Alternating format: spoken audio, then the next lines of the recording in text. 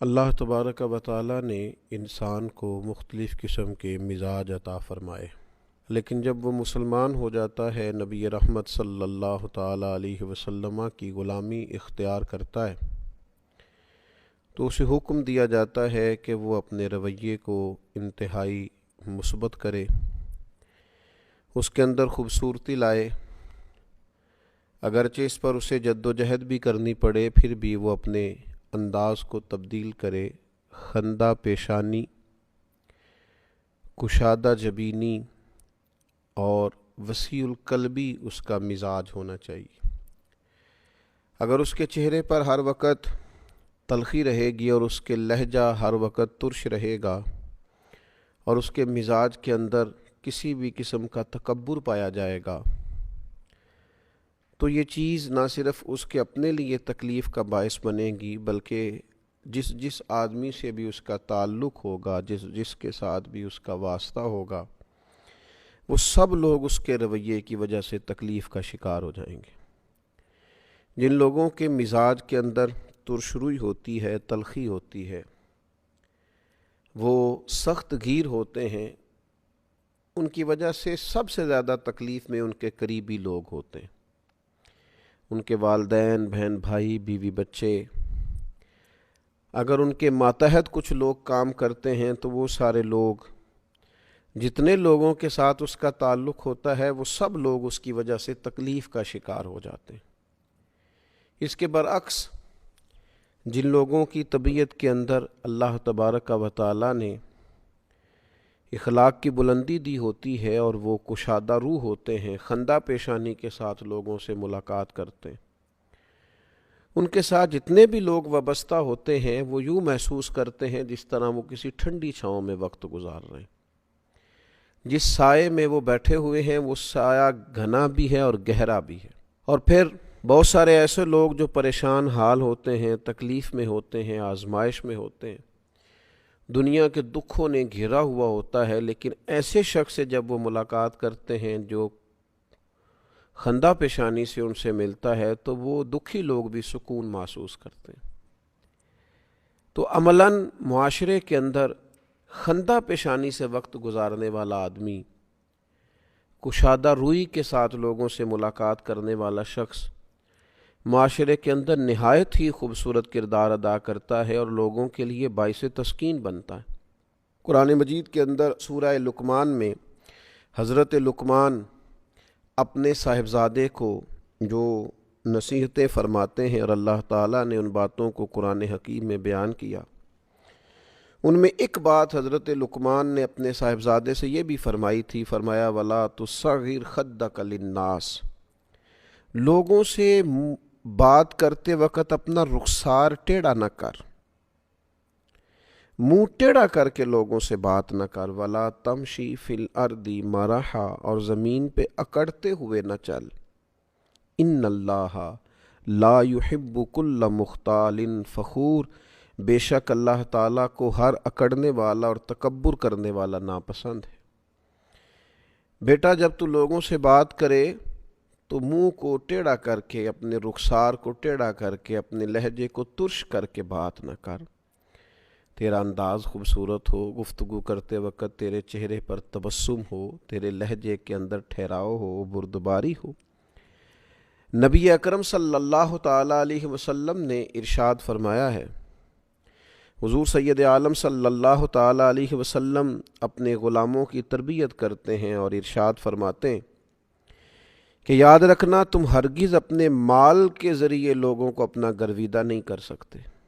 تم پیسے بانٹو گے، تم لوگوں کو دو گے تو تمہارے گرویدہ ہو جائیں گے، یوں نہیں ہو سکتا۔ حضور سید عالم صلی اللہ تعالیٰ علیہ وسلم نے ارشاد فرمایا، مگر خندہ پیشانی کے ذریعے تم انہیں اپنا گرویدہ کر سکتے ہو، لوگ تم سے محبت کریں گے، تمہارے قریب آئیں گے، تمہارے پاس بیٹھیں گے، تمہاری چاہت کریں گے، تم سے ملنے کا انہیں اشتیاق ہوگا۔ شرط یہ ہے کہ تم خندہ پیشانی اور حسن اخلاق کے ساتھ لوگوں کے ساتھ پیش آؤ۔ ہمارے ہاں لوگ سمجھتے ہیں کہ شاید مال و دولت کے ذریعے ہی دنیا میں پذیرائی حاصل کی جا سکتی ہے، ایسا نہیں ہے۔ اگر آپ کا لہجہ حسین ہے اور آپ کی طبیعت کے اندر لوگوں کے حق میں جذبہ اچھا ہے اور لوگ آپ کو اپنا خیر خواہ پاتے ہیں اور آپ کے پاس بیٹھ کر قلبی اطمینان محسوس کرتے ہیں، آپ کے پاس بیٹھ کر کوئی اپنے آپ کو چھوٹا نہیں سمجھتا، حقیر نہیں سمجھتا، گھٹن نہیں محسوس کرتا، اپنے آپ کو کمزور نہیں پاتا، احساس کمتری کا شکار نہیں ہوتا، تو وہ آپ کا گرویدہ ہو جائے گا، اسے آپ کے قریب آ کر قلبی اطمینان حاصل ہوگا، وہ آپ کے پاس بیٹھنے کے لیے منتظر رہے گا کہ کب وقت ملے۔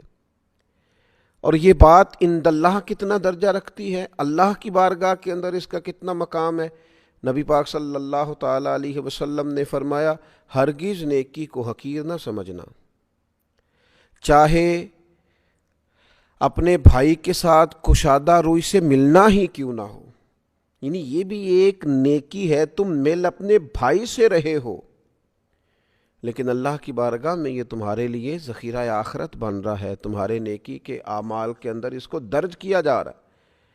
یہ صبح قیامت تمہارے لیے تمہاری حسنات میں چیز شامل کر دی جائے گی، کبھی حقیر نہ سمجھ۔ اور ویسے بھی صدقے کا جو مفہوم نبی پاک علیہ السلام نے ہمیں دیا ہے، نیکی کی وسعت جو رسول اللہ صلی اللہ تعالی علیہ وسلم نے ہمیں عطا فرمائی، کریم محبوب علیہ السلام نے تو مسلمان کے لمحے لمحے کو نیکی قرار دے دیا، سانس سانس پر نیکی کر سکتا ہے، ہر آنے والے منٹ میں اپنے لیے ذخیرہ آخرت جمع کر سکتا ہے۔ آپ حدیث دیکھیے، ترمذی میں موجود ہے، حضرت ابو ذر غفاری رضی اللہ تعالیٰ عنہ اس کے راوی ہیں، ارشاد فرماتے ہیں کہ نبی پاک صلی اللہ تعالیٰ علیہ وسلم نے فرمایا، تمہارا اپنے مسلمان بھائی کے ساتھ تبسم کے ساتھ سامنا کرنا بھی صدقہ ہے، اس سے جب تم ملے ہو تو ہنستے ہوئے ملے ہو، یہ بھی صدقہ ہے۔ اور حضور فرمانے لگے، نیکی کا حکم دینا بھی صدقہ ہے، برائی سے منع کرنا بھی صدقہ ہے، بھٹکے ہوئے کو راستہ بتانا بھی صدقہ ہے۔ حضور فرمانے لگے، جس کی نظر کمزور ہو اسے راستہ دکھا دینا، گویا سڑک پار کرا دینا، یہ بھی صدقہ ہے۔ حضور فرمانے لگے، رستے سے پتھر کو، کانٹے کو، گری ہوئی ہڈی کو، کسی کے پیر کو لگ نہ جائے، یہ ہڈی پتھر کانٹا اٹھا دینا، یہ بھی صدقہ ہے۔ اور نبی پاک صلی اللہ تعالیٰ علیہ وسلم نے فرمایا، اپنے ڈول سے، لوگ جاتے تھے نا کنووں پہ پانی لینے، فرمایا اپنے ڈول سے اپنے بھائی کے ڈول میں پانی ڈال دینا، یہ بھی صدقہ۔ اتنی بڑی وسعت رسول کائنات علیہ الصلاۃ والسلام نے نیکی کو عطا کی، یعنی آپ کی نیت نیکی کرنے کی ہو جائے، آپ کا مزاج نیکی کرنے کا ہو جائے تو ہر گام میں نیکی ملے گی۔ تو تھوڑی سی نا خندہ پیشانی، یعنی بعض لوگ ہمیشہ ناراض ہی ملیں گے، طبیعت ہی ناراض کر لی ہے، جب بھی کوئی بات سنائیں گے کسی کا شکوہ ہی کریں گے، ناراض ہیں اور ناراضگی چھلکتی ہے۔ اور بعض لوگ جو آپ کو خندہ پیشانی سے ملتے ہیں، ان لوگوں کے بارے میں انسان کا یہ بھی تصور ہوتا ہے کہ یار اللہ نے اسے اطمینان عطا فرمایا ہوا ہے، یہ آدمی مقام شکوہ پر نہیں مقام شکر پر فائز، اس شخص کو اللہ تبارک و تعالیٰ کے انعامات حاصل ہیں، اس بندے کو اللہ تعالیٰ نواز رہا ہے، یہ انسان، اس کے چونکہ چہرے پر تبسم ہے، خندہ پیشانی ہے، خوبصورتی ہے، تو محسوس ہوتا ہے کہ اللہ تعالیٰ کی عنایات میں وقت گزارتا ہے۔ مسکرانا چاہیے، خوش رہنا چاہیے۔ بعض لوگ جب بھی ملتے ہیں بیچارے کوئی اچھی خبر نہیں دیتے، کوئی نہ کوئی پریشانی ہے، معاشرے میں حالات خراب ہی ہیں، کسی نہ کسی جگہ کوئی نہ کوئی انہوں نے شر دیکھ ہی لیا ہے۔ لیکن کچھ لوگ ایسے ہیں، وہ جب بھی ملتے ہیں نا، ان کا اطمینان دیکھ کر کچھ دکھ بندے کو بھول جاتے ہیں، ان کی طبیعت، ان کے مزاج میں بردباری دیکھ کر، حلم دیکھ کر، سکون دیکھ کر، اللہ کے انعامات پر ہر وقت وہ مقام شکر پر اس طرح فائز ہیں کہ ان سے مل کے سکون سا ملتا ہے، یعنی جن سے مل کر زندگی سے پیار ہو جائے۔ وہ لوگ آپ نے شاید نہ دیکھے ہوں مگر ایسے بھی ہیں، ان سے ملاقات کر کے اندازہ ہوتا ہے کہ زندگی تو بڑی خوبصورت ہے، بڑی پیاری ہے، بڑی حسین ہے۔ حضرت یحییٰ بن کثیر سے مروی ہے، ایک شخص بہت مسکرایا کرتا تھا، خندہ پیشانی کے ساتھ ہی ہمیشہ اس کے تبسم ہی رقصہ رہتا تھا، بہت مسکراتا تھا۔ تو نبی کریم صلی اللہ تعالیٰ علیہ وسلم کی بارگاہ کے اندر اس بندے کا ذکر کیا گیا کہ یا رسول اللہ صلی اللہ تعالیٰ علیہ وسلم ہر وقت مسکراتا ہے، اس کے لہجے سے ہر وقت اطمینان گویا چھلکتا ہے،